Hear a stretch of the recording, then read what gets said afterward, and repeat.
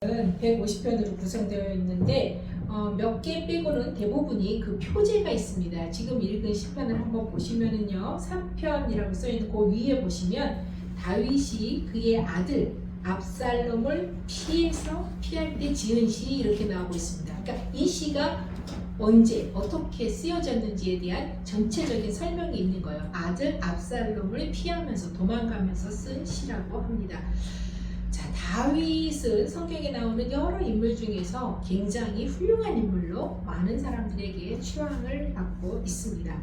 다윗이 왜 위대한 인물인지, 왜 영웅인지, 왜 으뜸 가는 사람으로 성경에서 꼽히는지 여러분들은 생각을 해보셨나요? 베레아 사람들처럼 과연 다윗이 훌륭한 사람 맞나? 라고 엉뚱하게 의구심을 저는 가져보았습니다. 그리고 찾아보니 다시 한번 우리가 되짚어봐야 될 부분이 있지 않을까 해서 오늘 말씀을 나누고자 하는데요. 혹시 여러분들 영화 좋아하시는 분들은 1980년대 중반에 있었던 그 유명한 영웅 본색이라고 하는 영화를 보셨을 거예요. 홍콩의 대표적인 액션 영화인데요.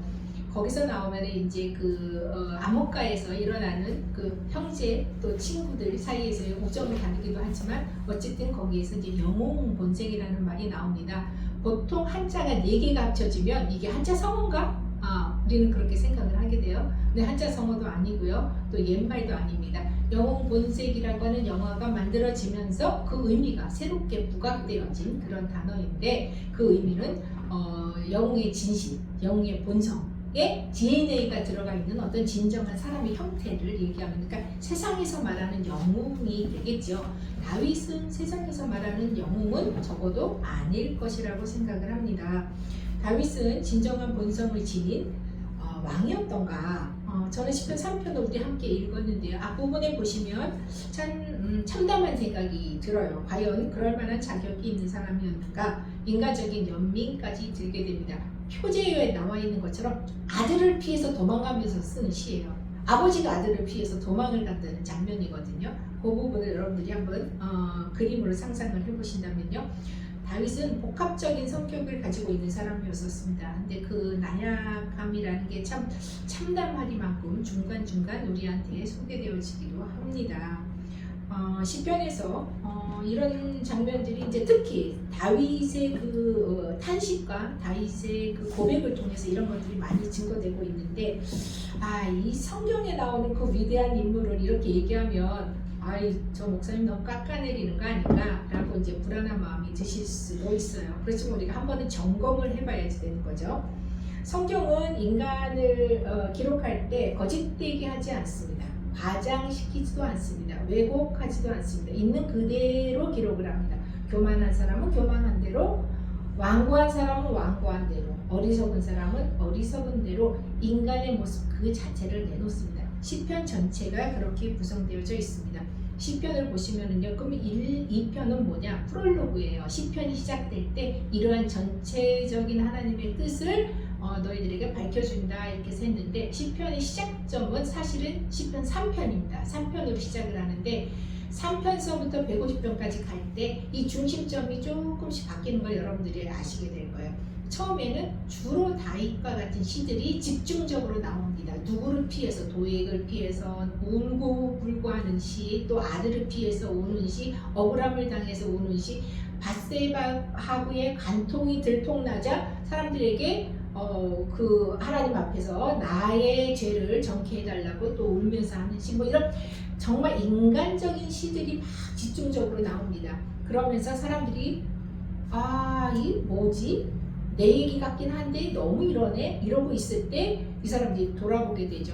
하나님이 인간을 이렇게만 만들지는 않으셨을 텐데 하면서 돌아보면서 이스라엘 역사도 나오고 하나님에 대한 점검도 나오고, 이렇게 하다가 맨 끝에 150편에 가면은 뭐예요? 비파야 찬양하라, 소고야 찬양하라, 큰부가 찬양하라. 이래서 결국 이 땅에서 우리가 찬양하고 존경하고 취향할 수 있는 존재는 하나님 한 분뿐이다 하면서 150편이 마감을 하게 되거든요.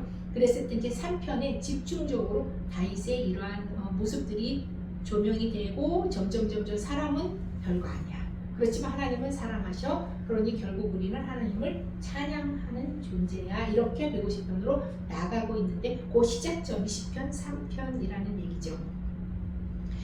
다윗이 자식이 참 많아요.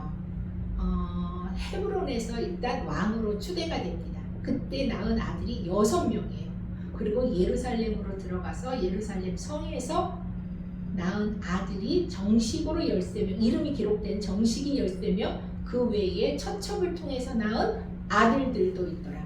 그리고 방점을 주지는 않지만 딸들도 있습니다. 자식이 많아요. 그럼 한 부인에서 낳겠어요? 그렇진 않죠. 여러 부인에서 낳았어요.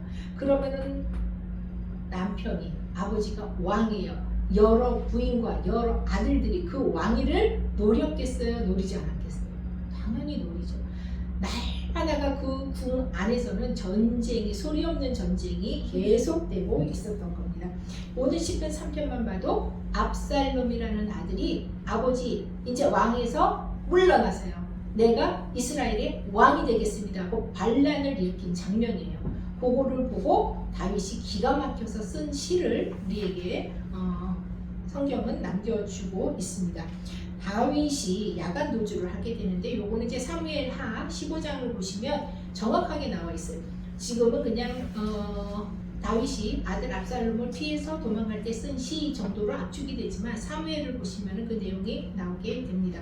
옛날 우리나라도 고려 때 그 왕건이 나라를 세울 때 여러 지방의 호족들하고 이 힘을 합치기 위해서 그 지방에 있는 딸들하고 결혼을 많이 했었잖아요.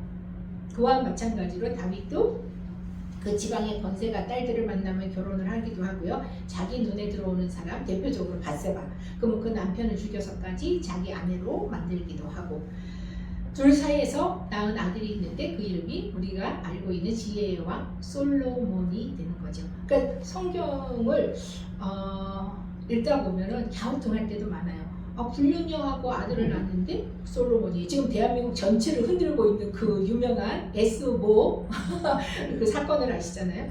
근데 이런 일이 성경에서도 기록이 되고 있다는 거죠. 그럼 그 중에 그 20명이 넘는 아들 중에 압살롬이 누구냐? 제가 우리 목사님한테 늘 압살롬이라는 별칭으로 부르는데 압살롬 목사님 그러거든요. 우리 목사님처럼 인물이 훤실하고 출중해요. 특히 그 머리가 황금빛으로 얼마나 멋있는지, 바람이 불면 모든 사람들이 지나가다가 흠모의 눈빛으로 바라봤다고 할 정도로 압살롬의 인물이 뛰어납니다. 더더군다나 배짱도 있어요. 자기 어머니하고 한 뱃속에서 나온 동복 여동생이 강간을 당하자 그 강간한 집단들을 향해 가지고 칼을 휘두르면서 자행할 정도로 강단도 있고, 또 한편으로 보면은 냉혹하기도 하죠. 난폭하기도 하죠. 그런 압살롬이었는데 압살롬의 엄마는 그슬 왕가의 공주였어요.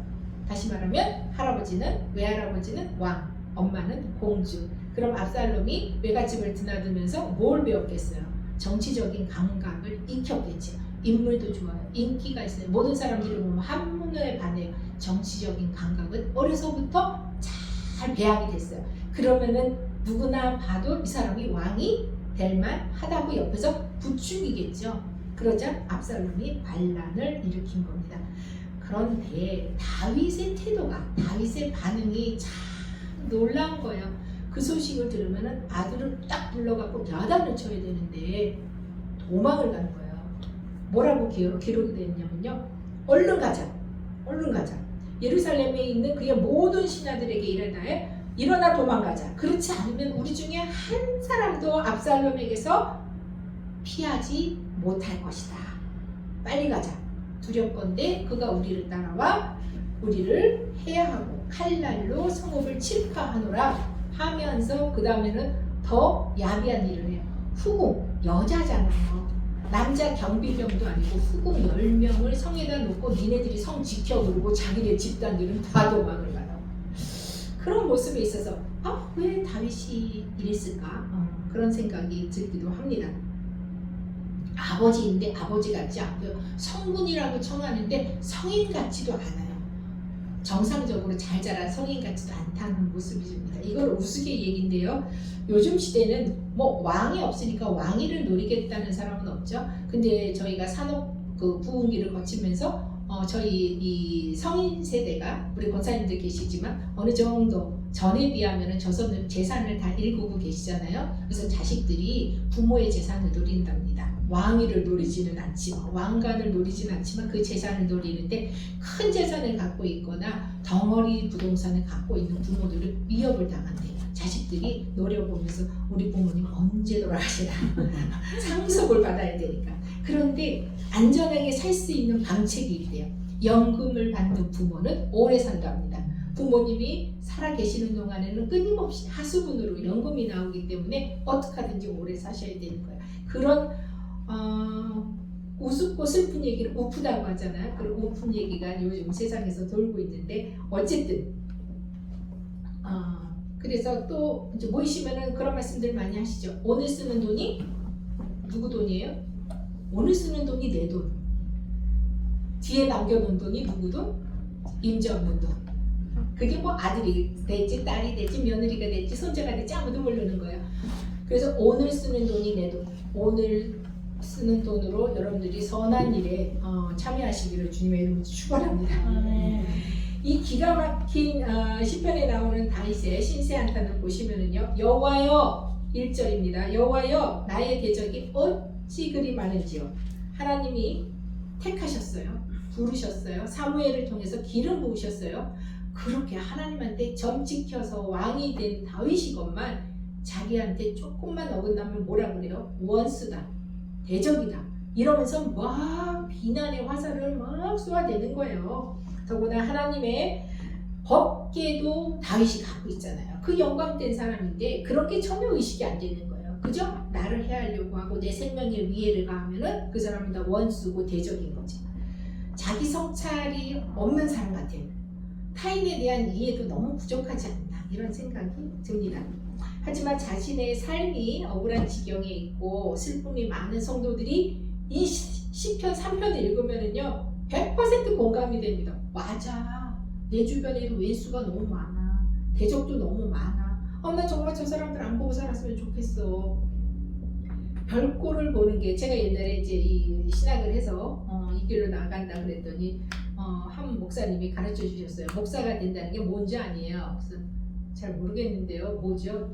별꼴을 볼 수 있으면 목사가 된 거래요. 그만큼 사람을 다 품고 같이 산다는 게 쉬운 일은 아니라는 얘기죠. 어쨌든 이렇게 다윗은 자기 성정에 맞지 않는다고 자기를 위해한다고 아들임에도 불구하고 원수다 대적이다 이렇게 하면서 막 하나님한테 하소연을 퍼붓고 있습니다. 그렇지만 우리가 이 부분에 있어서 큐티를 할 때 나하고 똑같아 내 마음도 그런데 라고 주저앉으면 우리는 성경을 다 보는 것이 아니라 코끼리 뒷다리 만지듯이 한 부분만 보게 되는 거죠. 성경이 과연 나의 눈물을 닦기 위해서만 기록이 되었을까요? 그거보다 더 큰 빅픽처가 있지 않을까라고 생각을 할 때 우리는 한 발 나가야 된다고 생각합니다. 그럼에도 불구하고 시편 3편이 성경에 기록될 수 있었던 것은 1절에만 멈췄었다면 안 되죠. 8절 때문에 그렇습니다. 8절을 보시면요. 구원은 여호와께 있사오니 주의 복을 주의 백성에게 내리소서. 굉장한 도역이에요. 다 죽이겠다고 손가락질 하다가 어느 한순간에 이게 8절이니까 1절 다음에 2절, 2절 다음에 3절 이렇게 시간차를 못 느끼시는데요. 1절에서 8절까지 올 때는 굉장히 긴 시간의 간극이 있습니다. 이 시간 동안 다윗은 기도하고 회개하고 기도하고 저주하고 또 기도하고 엎드리면서 얻어낸 열매가 8절인 거죠.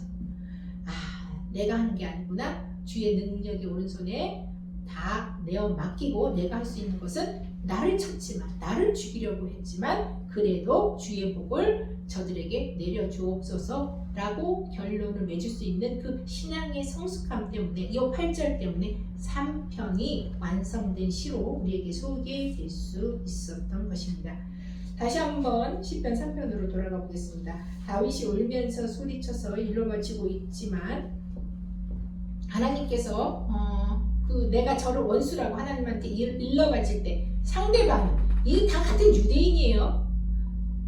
다윗은 유대인이고 대적들은 유대인이 아닌 게 아니에요. 같은 혈통이잖아요. 아들이잖아요. 그리고 다 다 그냥 뭐 사촌이고 조카고 이런 사람들이 군병을 맡고 있었잖아요. 그들도 여호와를 알아요. 기도를 했을 거라고요.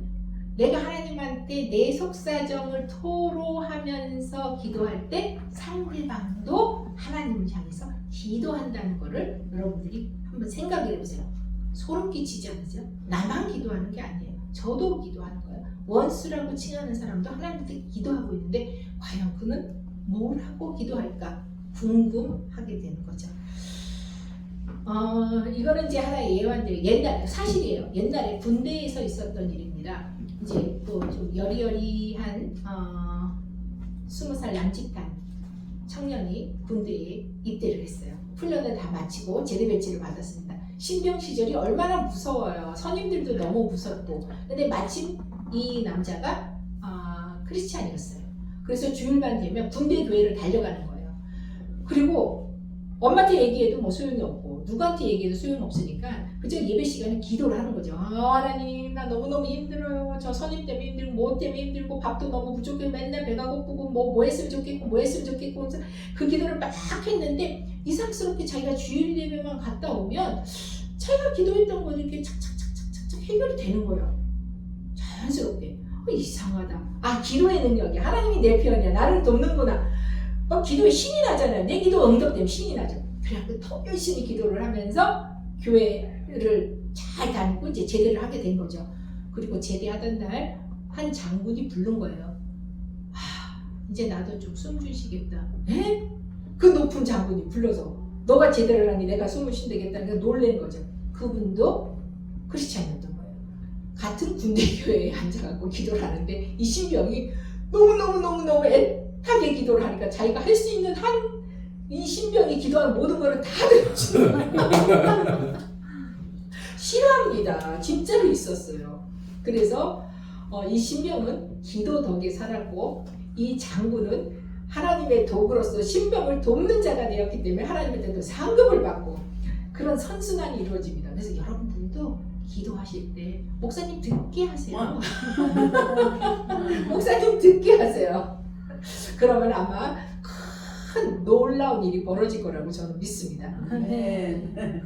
다윗이 비록 우리가 봤을 때는 찌질하죠. 가정사도 별로 그렇게 원만한 사람은 아니었어요. 순탄하지도 않았어요. 그 수많은 일 중에서도 우리가 그러면 성경에서 다윗을 왜 봐야 되느냐? 딱 한 가지죠. 이게 오늘의 영혼 본색이 되는 비결입니다. 두 손 들고 기도했습니다. 기도를 쉬지 않았습니다.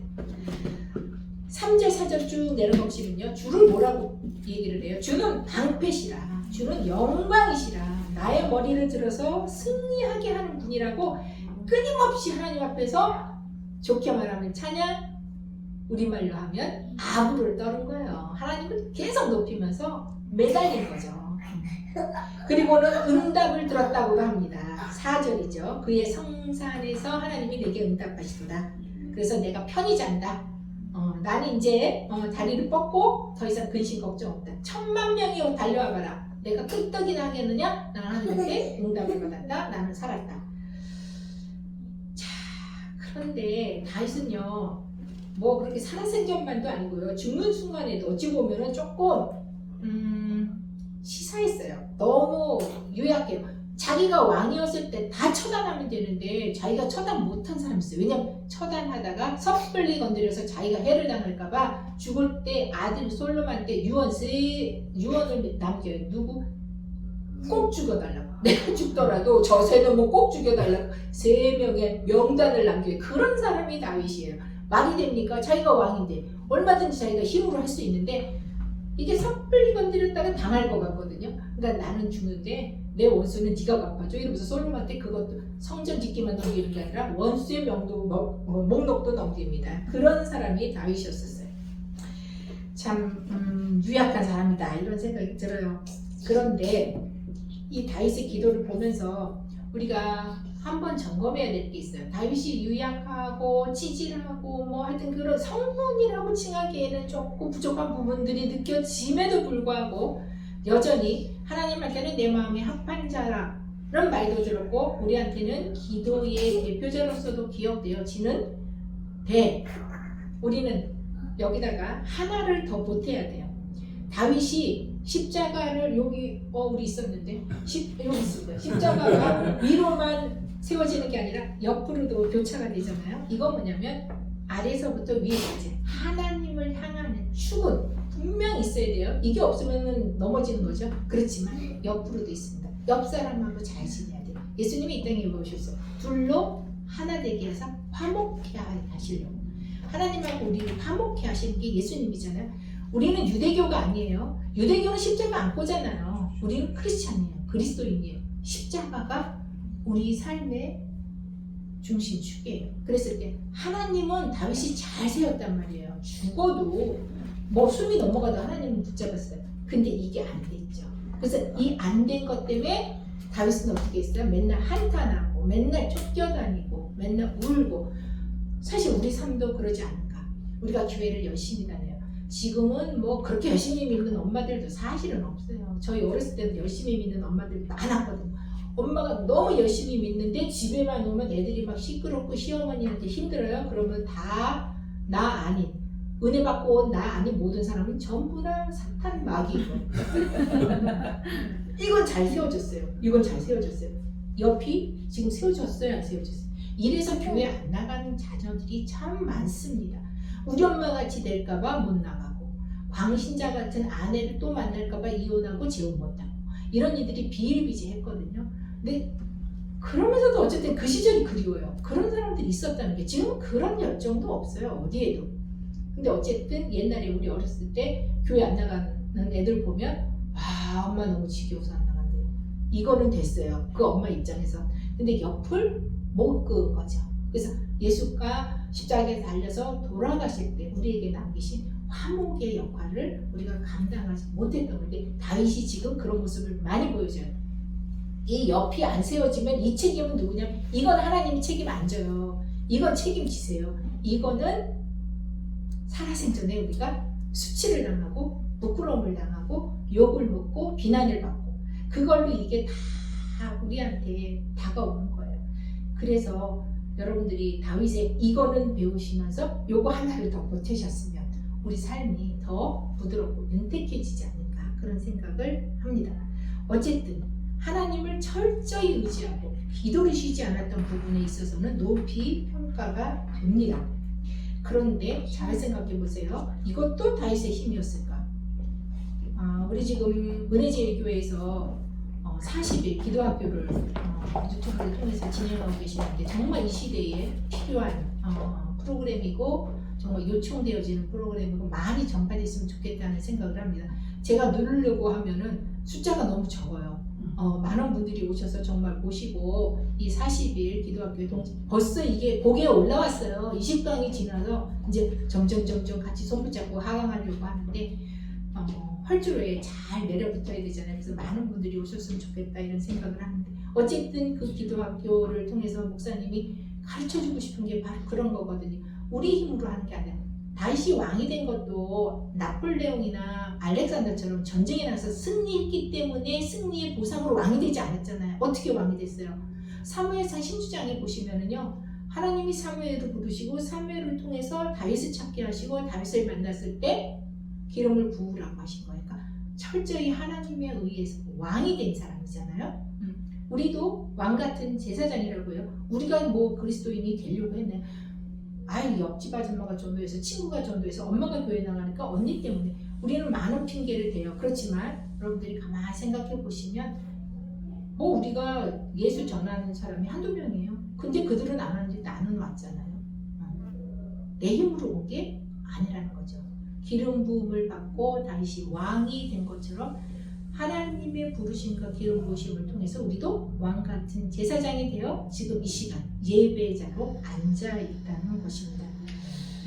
성경에 이렇게 숨겨져 있는 하나님의 뜻을 우리가 잘 볼 수 있도록 하나님께서 눈과 귀를 열어주시기를 저는 정말 바랍니다. 그러면서 우리는 항상 잊지 말아야 될 게 나의 상처, 나의 죄악됨, 나의 부끄러움, 이런 실존적인 모습들을 우리가 직면할 수 있어요. 남만 바라보는 게 아니라 나를 바라봤을 때. 그렇지만 그 막 상처 나는 걸 가지고 막 덕지덕지 된 몸으로 우리가 나가다닐 수는 없잖아요. 벌거벗은 모습으로 나가날 수 없듯이 그렇지만 여러분들이 하나님에 의해서 이끌림을 받고 이렇게 성도의 자리로 앉게 되셨을 때 누구나 거쳐야 되는 통과 의례를 거치셨어요. 그게 뭐예요? 세례죠.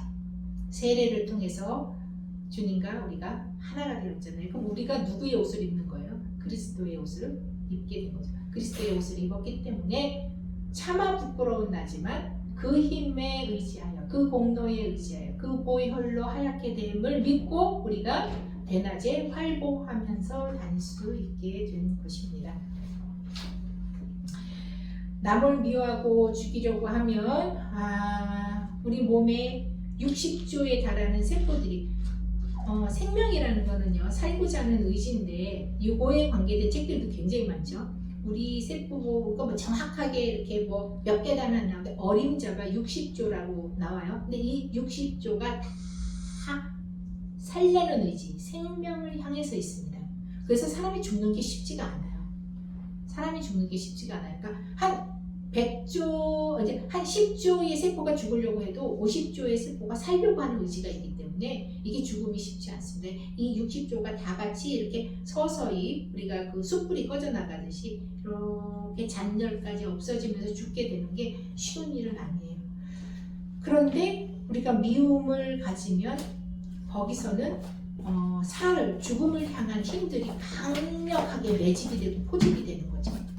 그래서 남을 미워하고 남을 저주하고 남과 분쟁하고 격분을 할 때 내 세포부터 죽는다는 것을 우리는 기억해야 됩니다. 그래서 다윗의 시들을 보면은요 눈물과 한탄과 고달픔, 무능 도와달라는 그 처절함. 그렇지만 성경은 그거를 가리지 않습니다. 보여줍니다. 왜요? 누구의 모습이기 때문에? 내 모습이기 때문에 그걸 다 보여주고 있는 거죠. 그런데 아직도 시편 3편을 읽으면서 그래 맞아 세상 사람들은 다 원수야. 사람들이 나를 안 좋아해. 내가 뭐 하려고만 하면 가로막아. 저들의 뜻과 내 뜻은 맞지 않아. 이렇게 하면서 나만 그래? 다윗도 그래. 여기에 머물면 1절에 머문 거고요. 거기서 여러분들이 다윗의 그 끈질김, 우리가 배워야 되는 다윗의 그 기도의 끈질김, 집요함, 그렇게 나가다 보면 기도하는 가운데 내 기도에 내가 질려요. 여러분들 똑같은 밥 매일 먹을 수 있어요. 매일 똑같은 사람 이름 부르면서 매일 똑같은 내용으로 매일 똑같이 저주하다 보면 지겹지 않겠어요? 소멸이 되거든요. 없어지거든요. 그러면서 그 욕하고 있는 내가 마치 거울처럼 비춰진단 말이죠. 그러면서 안 하게 되는 거죠. 없어지는 거죠. 기도를 우리가 끈질기게 해야 되는 거는 하늘 보좌를 움직이는 것도 있지만 기도 가운데 내가 뭘 기도하는지를 알아야 돼요. 사실 우리가 막 열심히 막 땀 흘리면서 기도하다 보면은요 소리는 났는데 내가 내 기도가 뭔지 모르면서 기도하는 경우도 많거든요. 그래서 기도를 여러분들이 놓치지 않고 띄엄띄엄 하면은 몰라요. 계속 지속적으로 여러분들이 기도를 소리내서 하시고 두 손들로 하시고 마음으로 하시고 묵상으로 하시고 수시로 기도를 하시다 보면 참 내 기도에 이 모든 모습들이 물거품처럼 참 허망하구나. 이제는 떠나보내자 하면서 손으로 놓아지는 그 지경을 여러분들이 경험하시게 됩니다. 정리하겠습니다. 오늘 우리가 읽은 시편 3편은 아들 압살롬의 왕위를 노려서 반란을 일으키다가 야간 도주하는 다윗의 이야기입니다. 아들을 축복하기는커녕 참 아들과 그를 따르는 모든 자들을 싸잡아서 원수라고 비난하면서 욕하면서 하나님께 보복을 청하는 기도로 시작은 됩니다. 시작은 그렇게 됩니다. 그렇지만 이 상황만 보면 그래서 그 시작점에만 여러분들이 머물게 되시면은 나 역시 다윗처럼 저 사람들을 다 싸잡아서 원망의 대상으로 그냥 취급하게 되는 거죠. 그렇지만 놓치지 말아야 될 것은 시편 3편에서 8절입니다. 8절입니다. 내가 하는 게 아니에요. 누가복음에도 나오죠. 원수가 없는 것이 내게 있지 아니하고 하나님께 있다. 그래서 내어놓게 되는 거죠. 능력의 손에 내어놓고 미워하지만 미워하면서도 기도하다 보면 기도 가운데 하나님이 깨닫게 해주시는 은혜가 임할 것입니다. 그래서 8절에 다윗의 마무리처럼 구원은 여호와께 있다. 내가 아무리 저들을 욕을 하고 비난을 하고 하나님께 저주를 퍼부어도 하나님의 계획과 하나님의 뜻이 있다. 하나님의 작정하심이 있다. 예, 내 마음이 놓아지는 거죠. 그렇게 했을 때 분을 삭히고 내 일이 아니라 하나님의 능하신 손에 우리는 다 맡기고 기도를 끝낼 수 있게 되는 것입니다. 인간적이고 지극히 인간적인 다윗이 결국은 나인 거죠. 그럼에도 불구하고 치열하게 기도하는 다윗의 모습을 우리는 본으로 삼아야 하겠기에 그 옛날 시편 3편을 성경 안에 편입해서 2000년이 지난 지금에도 우리가 읽을 수 있게 해준 것입니다. 진정한 본성, 진정한 그 중심의 기도 DNA를 가진 자가 영웅 본색인 거예요. 홍콩 영화에 나오는 무협지에 나오는 그런 영웅 본색이 아니라 우리 그리스도인이라고 하면 진정한 본성, 기도의 본성, 진실된 중심의 기도, 그 DNA를 가진 게 그리스도인의 영웅 본색이다. 이렇게 얘기할 수가 있겠습니다. 진정한 그리스도인으로서의 영웅 본색으로 여러분들의 나날들이 정말 풍성해지시고 장성한 믿음에 이르시기를 주님의 이름으로 축원합니다.